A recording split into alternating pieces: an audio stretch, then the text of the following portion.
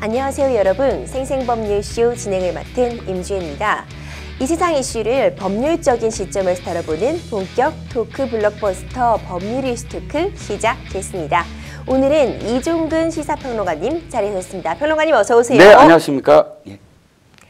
지금 이 방송 유튜브를 통해서도 실시간으로 함께 방송되고 있으니까요. 많은 시청 부탁드리고 유튜브를 통한 소통의 창구도 열어두겠습니다. 방송 중 궁금하신 질문들 올려주시면 저희가 답도 해드릴 테니까요. 많은 참여 바랍니다. 그럼 오늘 이종근 평론가님과 나눠볼 이야기들 어떤 것들 준비되어 있는지 저와 함께 미리 만나보시죠. 미리 보는 법률 토크입니다. 국민의힘 자중질환, 하영재 영장기각에 이재명 방탄 재점화, 전국민 대출 시대까지 오늘도 참 어느 것 하나 중요하지 않은 주제가 없는데 평론가님 특히 네. 뭐 눈에 띄는 주제 있으셨나요? 일단 이제 법률 토크에서 뭐 이 주택 담보 대출 뭐 오래간만에 경제 얘기가 나오더라고요. 네. 그래서 실제로 어떤 이야기인지 좀 들여다보고 또 실제로 도움이 되었으면 하는 마음입니다. 맞습니다. 요즘 참 대출 때문에 또 어려움 겪고 계신 분들 정말 네네. 많거든요. 이자도 워낙 오르기도 했고요. 오늘 평론가님과 나눠볼 이야기들 너무 기대가 됩니다. 빨리 시작해봐야겠어요. 여러분들은 지금 생생법률쇼 함께하고 계십니다.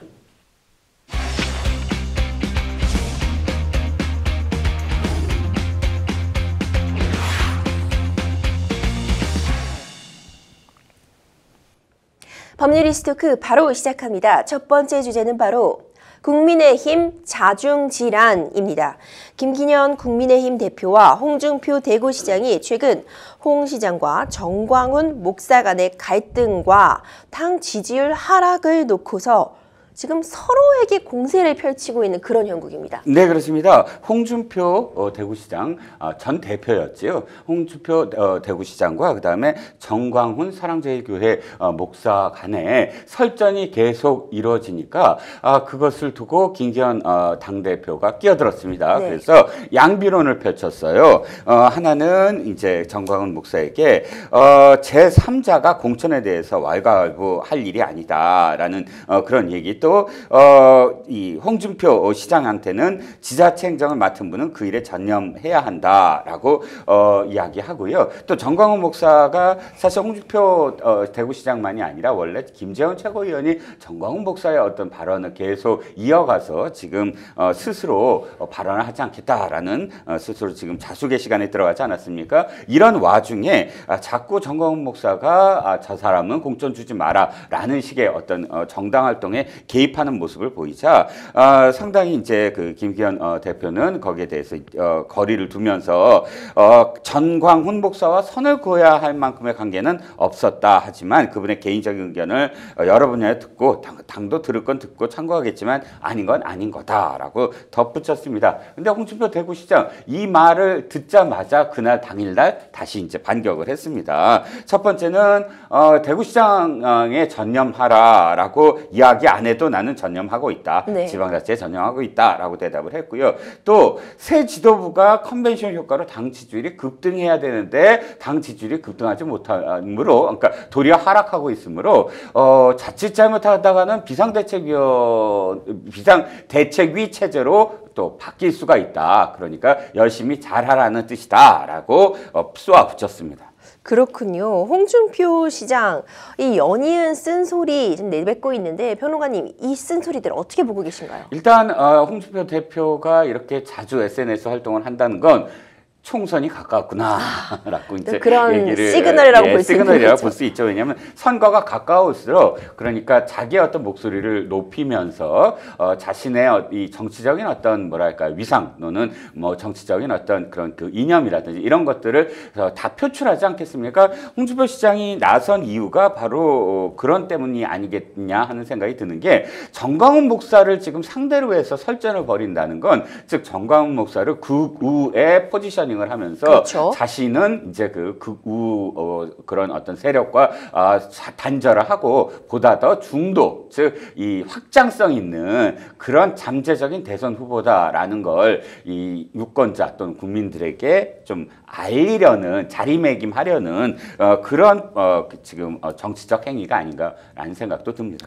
그렇습니다. 한편 또 지난달 2일 김재원 수석 최고위원이 사랑제일교회 예배에 참석한 것을 시작으로 논의된 이 전 현직 당대표의 설전으로 비화가 되고 있는 그런 형국이에요. 그렇죠. 좀 전에도 말씀드렸지만 지금 이 김기현 당대표하고 대구시장이자 전임 당대표도 홍준표 시장하고의 설전이 이루어진 가장 큰 원인 중에 하나가 바로 김재원 최고위원입니다. 그렇죠. 김재원 최고위원이 이번 전당대회에서 가장 최고위원 선거에서는 가장 많은 득표를 얻었거든요. 그러면 득표순 따라 앉아요. 최고위 할 때 네. 당대표 바로 옆에 앉습니다. 그럼 사진, 그러니까 동영상에도 가장 자주 나올 수밖에 그렇죠. 없어요. 그렇죠. 당대표 바로 옆에 앉으니까 그만큼 또 책임 있는 발언을 해야 되는데 정광훈 목사와 관련해서 두 번씩이나 사실상 당에 도움이 안 되는 발언을 했어요. 한 번은 정광훈 목사와 함께 유튜브 같은 데 출연을 해서 어떻게 표현을 했냐면 5.18 정신을 헌법 전문에 올리겠다라는 윤석열 대통령의 공약과 관련해서 공약을 다 지켜야 되는 건 아니다라는 그런 발언을 했어요. 그러면 전남 또는 광주 시민들 또는 호남 분들이 생각하기에 그러면 이게 립서비스였느냐 그렇죠. 이렇게 지금 생각할 수밖에 없잖아요. 그러니까 대통령실에서 당장 그 선을 그었습니다. 그리고 두 번째 또 미국에 가서 정광훈 목사와 관련해서 발언을 하는데 정광훈 목사가 우파를 통일했다 이렇게 발언을 한 거예요. 네네네. 연달아서 이렇게 발언을 하자 굉장히 큰 무리를 지금 빚는 어떤 상황이 돼버렸고 여기에 홍준표 대구시장이 참전을 해서 정광훈 목사를 대놓고 이제 비판을 하면서 이게 일이 확산됐거든요.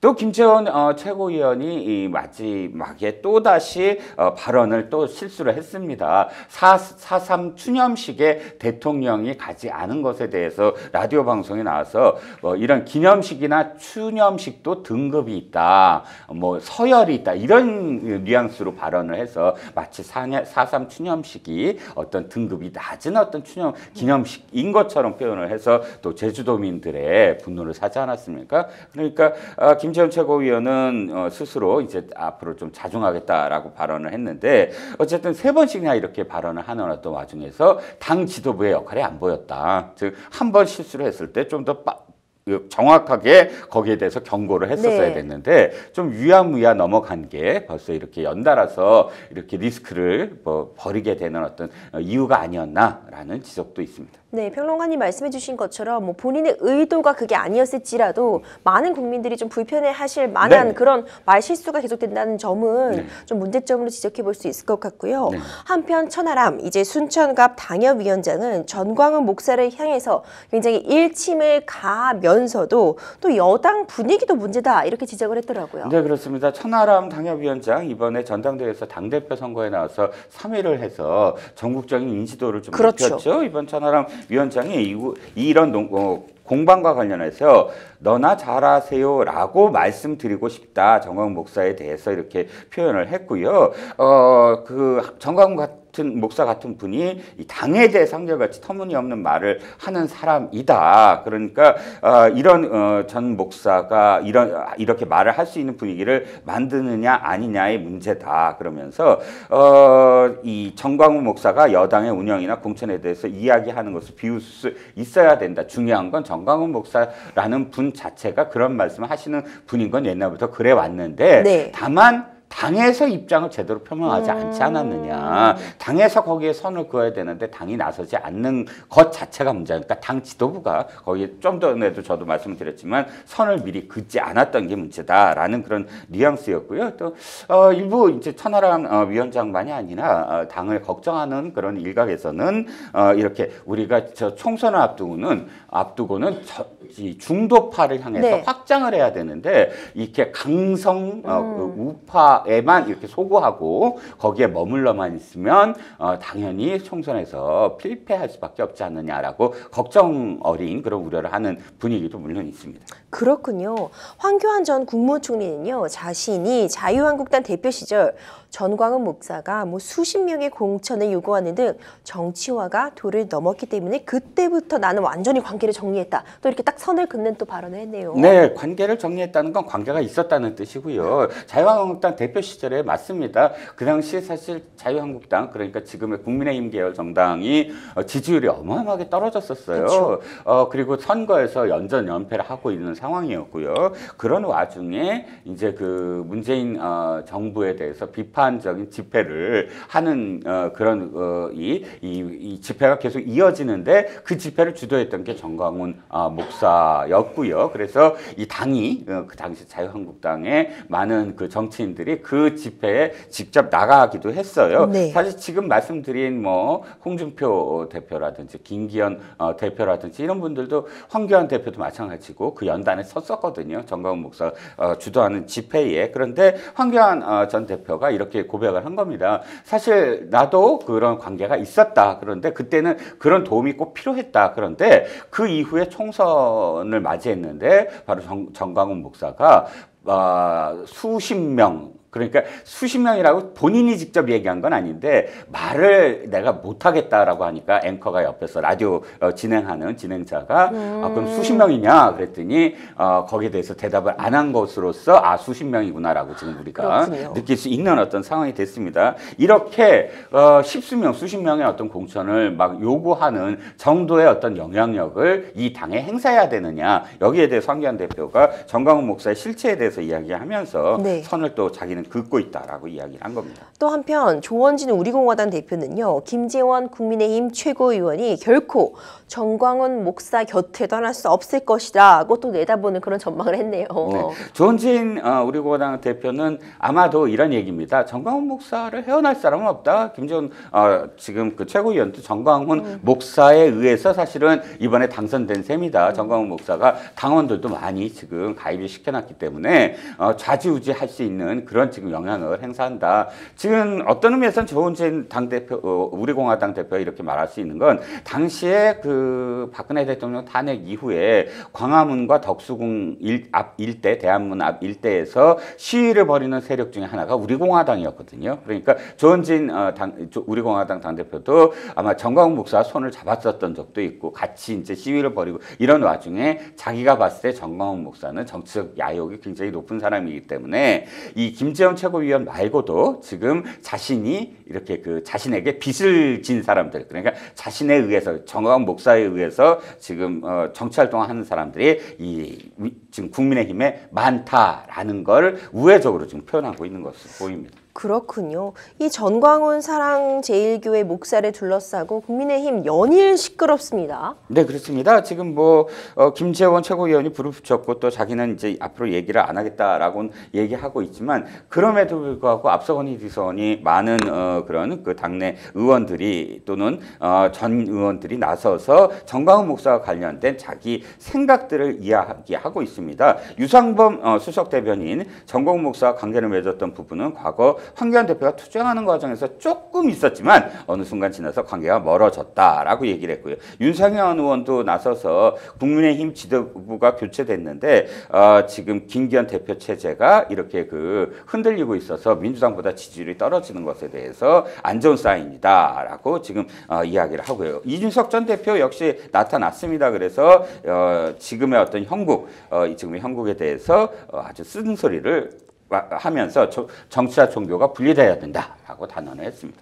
이 김재원 국민의힘 최고위원 연일 좀 말 때문에 어떤 구설수에 오르고 나서 앞으로는 정광훈 목사의 이름조차 입 밖에 내지 않겠다 이렇게 또 밝혔다면서요? 네, 정광훈의 전자도 꺼내지 않겠다라고 얘기했는데 앞으로 이분은 그럼 전병이라든지 전당대회 전당대회라든지 말씀 안 하실까요? 사실 이제 이건 제가 웃으면서 말씀을 드렸지만 정치인은 말에 의해서 정치가 이루어지잖아요. 정치는 말이다. 정치부 기자들이 제일 먼저 선배들한테 배우는 게 그겁니다. 정치는 말에서 시작해서 말에서 끝난다. 그리고 다시 말씀드리면 정치인의 말은 굉장히 중요하거든요. 그렇다면 그렇죠. 일관성도 있어야 되고 책임질 수 있는 말을 해야 되고 근데 김재원 최고위원이 최고위원회 당선되자마자 이렇게 당에 정말 그 해악을 끼치는 그런 상황을 만든 것, 그런 말들을 한 것에 대해서 진심으로 지금 성찰을 하고 있는지 우려스러운 어떤 목소리가 아직 나오고 있습니다. 네, 저희가 앞서 우리 평론가님께서 언급해 주셨지만 이제 국민의힘 내부에서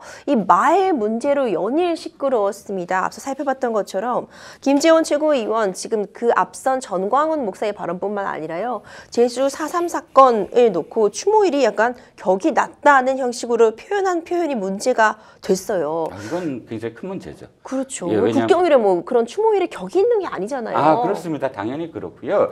물론 이제 이 김재원 최고위원이 나중에 뭐 변명을 하기를 이제 우리 그 백과사전이나 위키피디아를 보면 왜 공휴일인 기념일이 있고 뭐 이렇게 기념일에 어떤 단계가 있긴 있습니다. 그러나 그게 등급이 아니거든요. 그렇죠. 어느 것이 더 중요하다, 중요하지 않다라는 의미로서 그것을 뭐 3.1절이 뭐 그 공휴일인데 공휴일이 그러면 3.1절의 공휴일이기 때문에 놀지 아니하는 기념일은 3.1절보다 못하다 이렇게 얘기할 수는 없는 것이거든요. 그러니까 이렇게 표현하는 것, 자기가 생각하는 것을 그대로 표현하는 것이 꼭 옳은 것이냐 하는 점이고요. 가뜩이나 지금 대통령이 당선인 신분으로서 작년에 4.3 추념식에 갔습니다. 그 당시에는 칭송을 받았어요. 왜냐하면 보수 계열의 정당에서 그 대통령이 4.3 추념식에 한 번도 안 갔었거든요. 그러니까 처음으로 당선인 신분으로 어쨌든 대통령이든 당선인이든 처음으로 간 것. 그런데 올해 가지 않은 것에 대해서 매년 참가하는 것은 아니지 않느냐. 뭐 예를 들어서 노무현 대통령은 딱 한 번 갔고요. 또 문재인 대통령도 5번 중에 3번을 갔다. 그러니까 뭐 다음에 갈 수도 있는 것이고 총리가 대독을 했다라는 지금 해명을 하고 있는 와중에 이렇게 격이 있다라는 발언을 함으로써 대통령실에도 누가 되는 그런 어떤 상황이 연출이 됐죠. 그렇습니다. 그리고 이번 주 또 가장 뜨거웠던 그런 발언이 있습니다. 최근 조수진 최고위원이 밥 한 공기 비우기 발언이 있었어요. 밥 한 공기 다 먹기 발언, 사람들이 막 말씀을 많이 하시는데 네. 이게 사실 맥락에서는 어떤 그 양국법 때문에 개정안 때문에 또 나오는 거였잖아요. 그렇죠. 그렇죠. 양국관리법을 지금 대통령이 거부권을 행사를 했습니다. 근데 이제 양국관리법을 반대하는 이유가 중요한 건 이 정부가 남는 쌀을 모두 다 사는 것도 중요한데 그러면 이제 기하급수적이다. 왜냐하면 농민들이 예를 들어서 그래? 그럼 쌀을 생산하면 남더라도 정부가 다 사주기 때문에 나는 딴 거 하지 않고 계속 그냥 쌀 농사를 지을 거야 라고 했을 때 악순환이죠. 계속 쌀이 더 남잖아요. 근데 중요한 건 소비다. 소비가 지금 촉진되지 아니하는데 쌀은 계속 남을 수밖에 없는 것 그렇죠. 없고 그러면 계속 정부는 수매하는 양만 그리고 보관비만 더 늘어나지 않느냐. 거기까지는 좋습니다. 네. 그런데 조수진 최고위원이 이 최고위를 통해서 밥 한 공기 비우기 운동을 벌이자. 이게 사실 운동으로 벌일 일도 아니거니와 그것이 실질적으로 쌀 소비로 촉진될 수 있는 게 아니거든요. 그리고 진짜 뭐 쌀을 계속 먹지 못할 사람들도 당뇨를 가진 사람들이라든지 다이어트를 해야 되는 사람들이라든지 여러 가지 각자의 어떤 상황들이 다 있음에도 불구하고 그것을 마치 다 똑같이 해야 되는 것처럼 해야만 하는 운동인 것처럼 그렇게 어떤 의미에서는 좀 희화화되는 그런 상황이 돼버렸어요. 그래서 양국관리법의 그런 논쟁 자체를 완전히 다른 쪽으로 그냥 돌려놔서 상당히 당에 그래도 해가 되는 그런 상황이 돼버렸습니다. 그렇습니다. 이 김기현호 출범한 지 벌써 이제 한 달 남짓 되었는데요. 여러모로 좀 어려운 상황이 계속 전개가 되고 있습니다. 한 달간 이 김기현호 어떻게 운행하고 있다고 보시는지 평론가님 좀 다음에 앞으로는 어떻게 되는지 그런 부분 좀 짚어주시죠. 네, 첫 번째는 지금 당 지도부가 중심을 잡고 가야 된다. 중심이란 건 이 총선을 1년 앞두고 있거든요. 네. 딱 1년 남았으면 총선을 앞두고 이 당이 어떤 모습을 보여야 돼요. 국민들에게 이렇게 그 강한 어떤 인상을 심어줘야 되거든요. 이 당은 그래, 이 당은 무엇을 하는 당이고 앞으로 무엇을 우리에게 전개시킬 당이야라는 걸 보여줘야 돼요. 그 보여줄 수 있는 건 당 대표가 그렇게 만들어야 되는 거거든요. 그럼 김기현 당대표는 자신의 브랜드, 김기현표 그런 공약, 김기현표 제안 이런 것들을 계속 내놓으면서 당이 이제 언론의 그런 주목을 받게끔 만들어야 돼요. 그런데 거꾸로 지금 어떻게 되냐면 당의 여러 그런 구성 요소들이 리스크가 계속 벌어지고 그 리스크를 수습하는데 급급한 그런 당대표 모습을 보이고 있거든요. 이렇게 되면 이슈를 끌고 가는 게 아니라 이슈에 끌려다니는 그런 양상이 돼버립니다. 네. 그렇기 때문에 지금 당 지도부의 어떤 그런 리더십이 도마에 벌써부터 올랐어요. 자, 지금 굉장히 위험한 상황입니다. 왜냐하면 당 지지율이 떨어지는 건 무조건 당대표의 책임으로 돌릴 수밖에 없어서 지금은 위기의식을 갖고 또 더군다나 이번에 재보궐선거에서 상당히 많은 지역에서 지금 이 의석을 빼앗겼거든요. 네. 국회의원 선거는 딱 한 석밖에 없었지만 기초의원 선거, 울산 남구 같은 경우는 김기현 당대표의 지역구인데도 불구하고 구의원 자리를 민주당이 빼앗겼어요. 이런 부분에서 우리가 오만했다라고 국민들 앞에 고개를 숙이고 그러나 이제부터 잘하겠다라는 그런 좀 더 다른 모습을 보여야만 모멘텀을 바꿔야만 지금 또 이 국민의힘이 또다시 좀 국민의 어떤 그런 그 박수를 받지 않을까 싶습니다. 네, 김기현호 이제 출범한 지 뭐 한 달 남짓 되었는데 어떤 색깔 보여줄지 그만의 또 색깔을 보여주고 국민에게 어떤 정책으로서 인사드리는 게 꼭 필요할 것 같다는 생각이 듭니다. 더 이상 이제 이런 의미 없는 말실수나 네. 논쟁들로 시간을 허비할 건 아닌 것 같아요. 네네. 여러분들은 지금 생생법률쇼 함께하고 계십니다.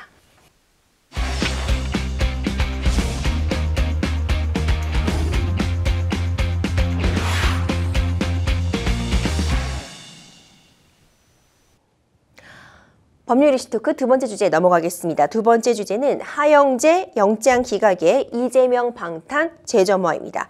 정치자금법 위반 등 혐의를 받고 있는 국민의힘 하영재 의원에 대한 구속영장 기각이 됐습니다. 네, 그렇습니다. 좀 깜짝 놀랐죠. 왜냐하면 이제 하영재 그 의원의 혐의는 사실상 구악이라고 좀 표현되는 부분이 있어요. 왜 그러냐면 우리가 이제 정치자금법 기억하시죠? 네. 오세훈 의원이 지금 서울시장이지만 당시 의원이 만든 오세훈법이라고 있습니다. 정치자금법의 가장 큰 이유가 바로 이 지역구, 그러니까 지역구 사무실을 폐쇄하는 거예요. 지역구 사무실을 각자 갖고 있으면 전부 다 거기에 많은 자금이 들어가서 불법적인 어떤 정치 자금이 필요하게 된다라는 거거든요. 그래서 지금은 당협이다 뭐 이름이 좀 바뀌었어요. 그 지역구 사무실에서요. 그런데 지금 하영재 의원의 혐의는 그 지역에 있는 사무실을 운영한다는 명목으로서 이 지자체장이라든지 혹은 지자체 기초단체 의원들에게 돈을 받고 또 기초단체 의원으로 출마할 사람들한테 공천권을 빌미로 해서 돈을 받고 해서 1억 원이 넘는 돈을 수수한 혐의입니다. 바로 오세훈법이 그런 것들을 사실 막기 위해서 만든 법이에요. 그러면 그 옛날에 그런 관행을 지금 되풀이하면서 뇌물을 수수했다는 혐의거든요. 그래서 이제 구악이라고 표현되는데 그런 상황이기 때문에 사실상 죄질이 좋다고는 볼 수 없어요. 그래서 아마도 그런 그 당시까지도 부인을 하고 했기 때문에 구속영장이 청구될 것이다. 영장을 칠 것이다라고 생각을 했는데 불각됐습니다. 내용인즉슨 증거인멸 및 도주의 우려가 없고 또 뭐 증거가 이미 상당수 확보가 됐다라는 이유로 이번에 기각을 했습니다. 이 조홍천 더불어민주당 의원은 이 하영재 국민의힘 의원에 대한 구속영장 기각과 관련해서 이재명 대표도 떳떳하게 판사를 납득시켜서 영장 기각을 받았으면 사법 리스크일 거에 해소할 수 있었다 이렇게 또 밝히기도 했죠. 네, 그렇습니다. 지금 하영재 의원의 그러니까 국민의힘 소속 하영재 의원의 영장 기각이 민주당의 당대표를 지금 흔들고 있는 형국이에요. 왜냐하면 이게 이 하영재 의원 체포 동의안 표결 직전에 이재명 당대표에 대한 표결 동의안이 그렇죠. 있었잖아요. 그런데 하영재 의원이 기각되자 이렇게 된 거예요. 커봐라 하영재 의원은 어쨌든 떳떳하게 가서 영장실질심사를 받고 기각당해서 불구속이 되지 않았느냐. 그렇다면 똑같이 이재명 당대표도 당당하게 영장실질심사를 받고 거기서 기각이 되면 당대표로서 어쨌든 다시 그 권위도 회복할 수 있는 거 아니냐. 근데 떳떳하지 못했기 때문에 도리어 더 뭐 이렇게 비판의 어떤 그 영역이 되지 않느냐라는 게 조홍천 의원의 지적입니다. 평론가님께서 지적해 주신 것처럼 영장이 기각된 건 국민의힘 의원인데 네네. 오히려 이재명 대표 그리고 민주당이 좀 난감한 그런 상황이네요. 네, 그렇습니다. 민주당의 그 비명계 의원들이 계속 사실 주장을 했어요. 지금 체포 동의안이라는 게 무조건 체포한다는 게 아니고 영장 실질 심사를 받게 만들어주는 것이거든요. 즉 이게 무조건 구속되는 게 아니라 법원에 가서 실질적으로 자신의 억울함을 토로하고 해서 그걸 소명을 받고 검찰과의 어떤 그런 다툼 속에 법정 다툼 속에서 영장을 이렇게 청구를 기각할 수 있는 그런 그 상황이 분명히 연출이 된다. 그런데 안타깝게도 지금 그 이재명 당대표는 좀 무리를 해서라도 체포동의안을 그냥 계속 그 밀어붙였다. 부결로 밀어붙였다. 결과적으로는 그런데 139 대 138 딱 한 표 차이가 됐잖아요. 한 표 차이로 가결은 됐으나 과반수가 되지 않았기 때문에 부결로 이제 결정이 된 겁니다. 이런 모양새까지 나온다면 이쪽은 일개 의원이고 이쪽은 당대표잖아요. 그럼 당대표는 사실 당에 대한 책임감을 더 느껴야 되잖아요. 근데 당에 대한 책임감을 더 느껴야 될 당대표가 도리어 너무 소심하게 자신의 지금 안위만 갖고 방탄국회를 계속 갖고 있는 게 아니냐라는 게 지금 민주당 측에서 난감해하는 부분입니다. 그렇죠. 이 하의원 구속영장 기각에 대해서 여야 정치권 반응도 궁금하거든요. 뭐 여당 입장에서는 도리어 좀 머쓱해졌죠. 왜냐하면 자신들은 어차피 자기 같은 어떤 당 의원이잖아요. 하영재 의원이. 그런데 이건 무조건 가결시켜야 됩니다. 왜냐하면 이제 이재명 당대표에 관해서 국민의힘에서는 민주당을 몰아붙여야 되기 때문에 여기서 만약에 하영재 의원을 뭐 감싸고 돈다라는 그런 그 결과가 나오게 되면 어떻게 되죠? 민주당은 비판할 수가 그렇죠. 없잖아요. 그러니까 하영재 의원의 이런 어떤 내용과 거의 상관없이 이건 무조건 가결해야 돼. 불체포 특권 내려놔야 돼. 이런 쪽으로 몰아붙여버렸는데 결과적으로는 지금 이렇게 하영재 의원이 거의 지옥에서 살아온 듯한 그런 상황이 돼버리니까 이렇게 그 몰아붙였던 게 좀 머쓱해졌다라는 뭐 그런 느낌이죠. 이 조정훈 시대전환 의원도요. 이재명 대표의 체포동의안 부결과 하영재 의원의 구속영장 기각을 비교하면서 또 직격탄을 날렸더라고요. 네, 그렇습니다. 조정훈 의원 자신 페이스북에 불체포 특권 뒤에 숨지 말고 떳떳이 영장 심사 받으라고 그렇게 조언했건만 딴딴딴 뭐 말줄임표가 됐습니다. 결국 그렇게 믿던 방탄조끼에 발등 찍힌 꼴이 됐다라고 직격탄을 날린 거죠. 이렇게 두 마디밖에 안 했지만 그럼에도 불구하고 조정훈 의원의 이 표현이 조정훈 의원만이 아니라 사실 많은 의원들에게 지금 그 공감을 형대를 형성할 수 있는 그런 표현이 돼버렸어요. 이게 지금 이재명 당대표로서는 상시 굉장히 부담이 갈 겁니다. 이제 만약에 또다시 체포동의안이 검찰로부터 왔을 때 첫 번째 단계 자기가 어떻게 할 것인가. 이제 물론 이제 그 그러니까 체포동의안이 왔을 때 무조건 표결에 들어와야 되지만 권성동 지금 국민의힘 의원처럼 회기를 그럼 열지 마라. 내가 그냥 영장 실질 심사를 받겠다라고 할 수는 있거든요. 그렇게 할 것인가? 또 그게 만약에 그냥 이번에도 또다시 이재명 당대표가 난 그냥 불체포 특권을 계속 안 내려놓을래 부결시켜줘 하고 만약에 의원들을 설득을 하면 그 다음에 의원들이 과연 이번에도 부결시킬 것인가. 왜냐하면 하영재 의원의 지금 상황이 있기 때문에 네. 가결을 시킨다고 하더라도 영장실질심사를 한번 받아봐라. 이재명 당대표한테. 그런 지금 의견이 더 높아질 수도 있거든요. 하영재 의원 봐라. 지금 기각되지 않았느냐. 우리는 더 억울하지 않느냐. 이렇게 당대표를 압박을 했을 때 과연 이재명 당대표가 어떤 판단을 할지 그것도 봐야죠. 그렇습니다. 이 하영재 의원의 영장 기각, 이 국회 정세 돌아가는 거에 평론가님 어떤 영향 끼칠 거라고 보세요? 일단 지금 말씀을 드렸지만 불체포 특권과 관련해서는 확실하게 이번에 국민들이 이건 없어져야 돼라고 생각을 할 거예요. 그렇기 때문에 아마도 지금 국민의힘 의원들이 이렇게 이 58명이 불체포 거는 사용하지 않겠다라는 각서를 썼잖아요. 이 움직임은 아마 민주당 쪽으로도 더 많이 가지 않을까? 총선을 앞두고는요, 원래 우리 특권 내려놓겠습니다 경쟁을 해요. 양 당이. 물론 그때뿐일 경우도 되게 많지만 그래서 아마 총선 직전, 아마 한 총선 6개월 전 이후부터는 계속 서로 우리는 이걸 내려놓는다, 이쪽은 이걸 내려놓는다, 서로 경쟁을 할 테니까 불체포 특권 각서도 누가 더 많다 이 경쟁을 보나마나 할 텐데. 한 가지 생각이 드는 게 근데 이재명 당대표가 과연 영장실질심사를 바로 받으러 갈까? 이건 좀 고민되는 지점이 있을 거예요. 왜냐하면 하영재 의원이 왜 기각이 됐는가 안을 들여다보면 이 영장실질심사를 받으러 가기 직전에 마음을 좀 바꿨어요. 네. 즉 어떻게 바꿨느냐? 저기 판사 앞에 딱 가서 저 맞습니다. 이거 이렇게 죄를 저질렀습니다. 제가 한 거 맞습니다. 하고 자백을 했거든요. 네.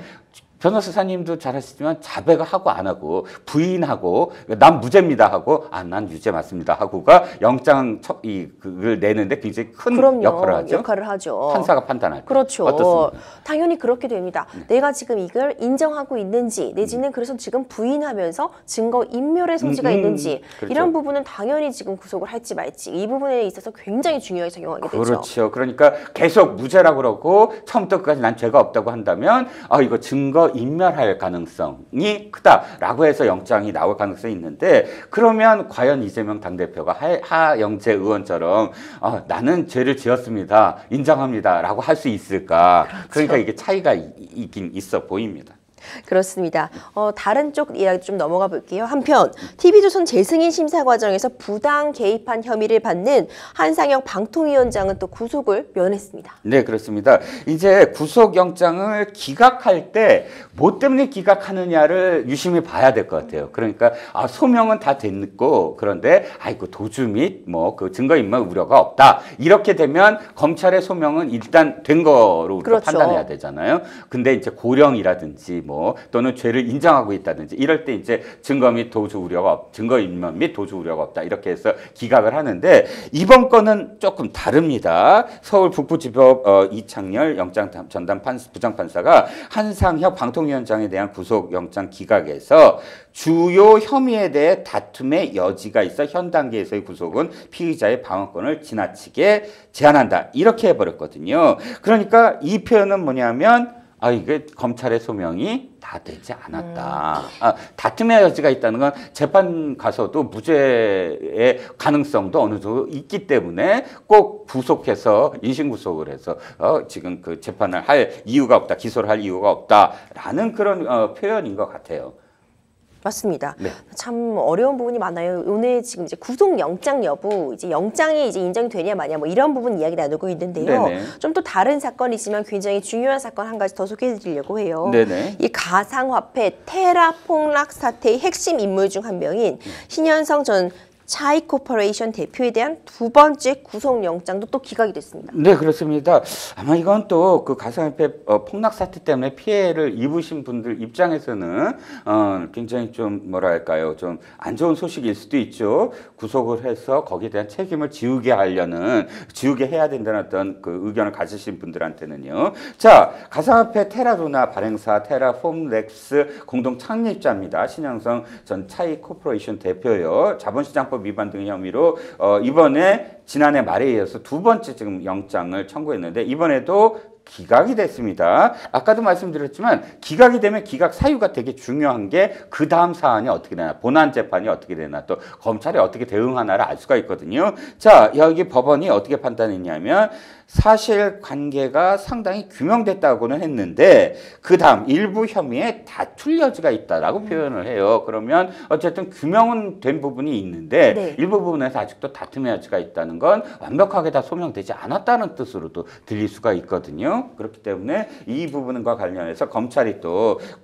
또다시 세 번째 영장을 청구할지 아니면 불구속 기소를 할지 그건 또 지켜봐야 될 것 같은데 변호사님께 제가 이 대목에서 한 가지 좀 궁금한 게 뭐냐면 이렇게 그 기각을 하면서 다툼의 여지가 있다고 하는 때는 뭐라고 또 딱 붙이냐면 지금 방어권을 제대로 줘야 된다 그런 표현으로 기각을 합니다. 이 방어권과 관련해서 그렇다면 기각과 방어권은 어떤 지금 연관성이 있는 거예요? 그렇죠. 일단 모두 아시다시피 우리는 일단 무죄 추정의 원칙을 받게 되고요. 네. 최종적으로 판결이 내려지기 전까지는 이 사람의 유무죄에 대해서는 무죄로 추정을 하는 것이 원칙입니다. 네. 뿐만 아니라 사실 재판은 불구속 상태에서 재판을 받는 것이 원칙이에요. 네네. 다만 이례적으로 필요한 사유, 구속이 필요한 경우에 한수도 구속을 하게 되는 것이죠. 이때 항상 등장하게 되는 게 방어권인데요. 내가 어떤 혐의를 받고 이에 따라 재판을 받고 있을 때 내가 이 혐의점 하나하나에 대해서 주장을 해가면서 내가 이거는 잘못됐다. 이거는 내가 이런 사유 때문에 이렇게 한 일이다. 이렇게 증거들을 대면서 상대방의 주장을 하나씩 배척해 나가기 위해서 이제 내가 쓸 수 있는 권리가 바로 이 방어권이죠.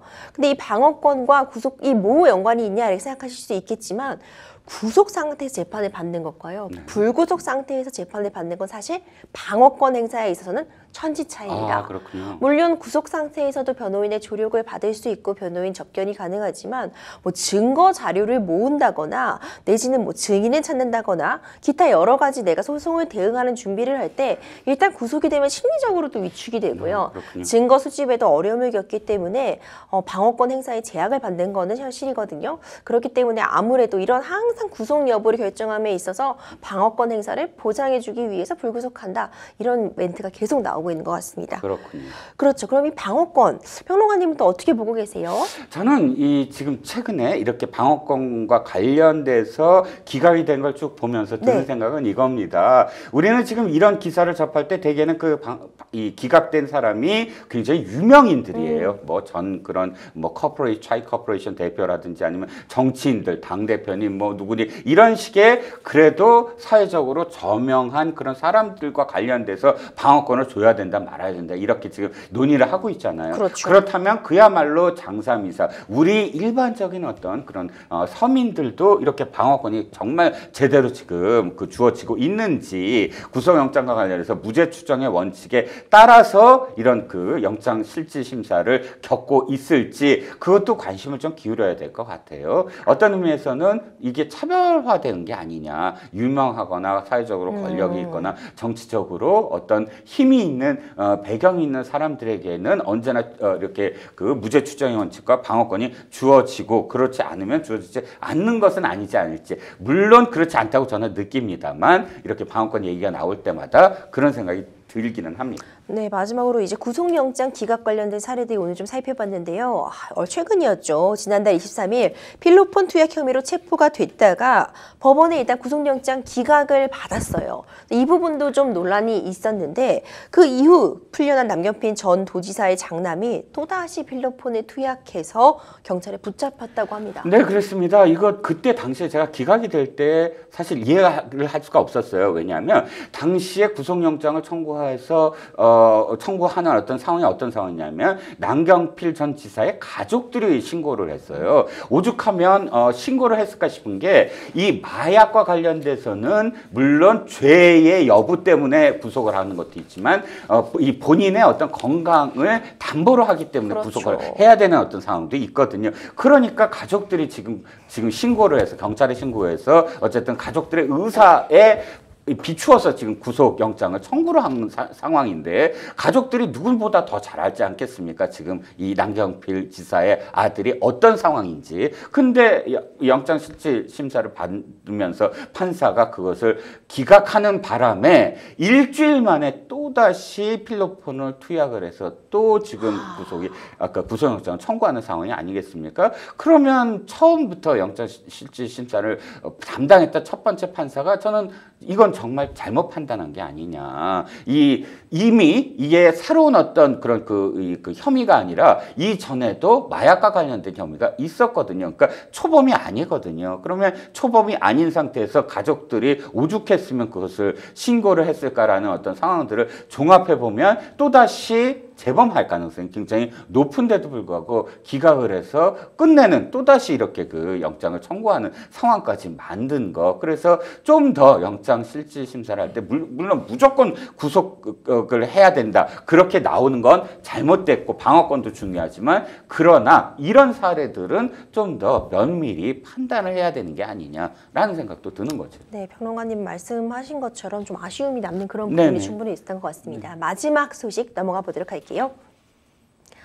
전국민 대출 시대입니다. 이재명 더불어민주당 대표가 모든 성인에게 1,000만 원 한도 대출 제공 의무화하는 이른바 기본 대출을 추진한다고 해요. 이거 어떤 내용인가요? 네, 더불어민주당 이재명 대표 4.2 국회에서 열린 그런 포럼 세미나에서 토론회에 참석해서 모든 국민이 금융 혜택을 누려야 한다. 그리고 금융에 접근할 수 있게 해야 한다라고 하면서 기본 금융이라는 걸 또다시 꺼냈습니다. 네. 왜 또다시라고 말씀을 드리냐면 이재명 당대표는 경선과 대선 과정에서 기본 시리즈의 자신만의 브랜드 공약을 내놓은 적이 있거든요. 그래서 이 기본 금융과 관련해서 사실은 또다시 이제 언급을 한 거죠.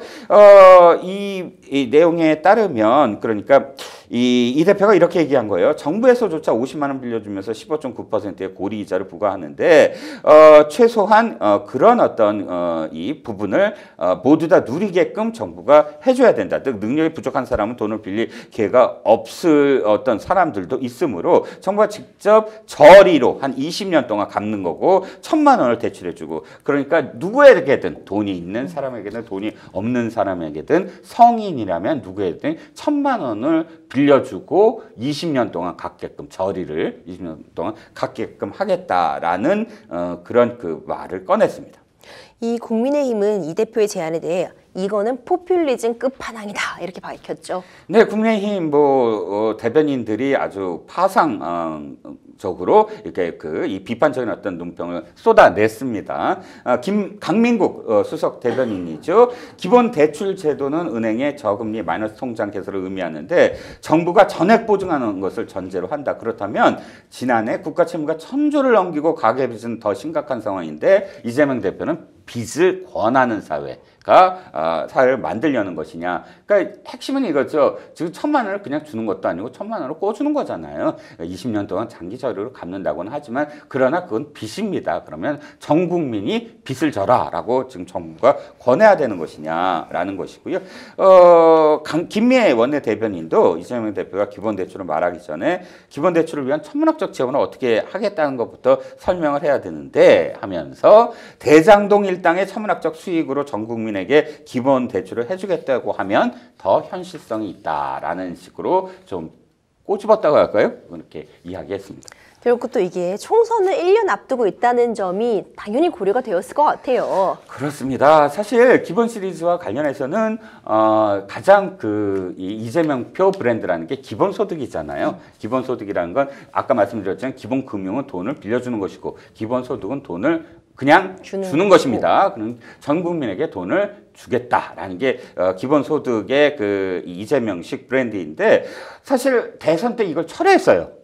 계속 주장을 하다가 이것은 이제 나중에 또 이제 해보겠다 하고 실제로 그 주장만 했지 끝까지 가진 않았습니다. 또 기본 주택 정책도 있어요. 그러니까 이 소득, 자산, 나이, 입주 자격을 따지지 않고 원하는 사람에게 그러니까 임대주택에 입주할 수 있도록 하는 어떤 모델 이렇게 기본이라는 시리즈는 사실은 이렇게 차별을 두지 않고 그러니까 진짜 어려운 사람들한테 더 많이 주고 진짜 어렵지 않은 사람은 덜 혜택을 주는 그런 차별적 복지가 아니라 보편적 복지, 즉 모든 사람이 다 동등하게 혜택을 볼 수 있는 그런 이 복지를 해야 된다라는 게 이제 기본 시리즈의 핵심입니다. 그렇습니다.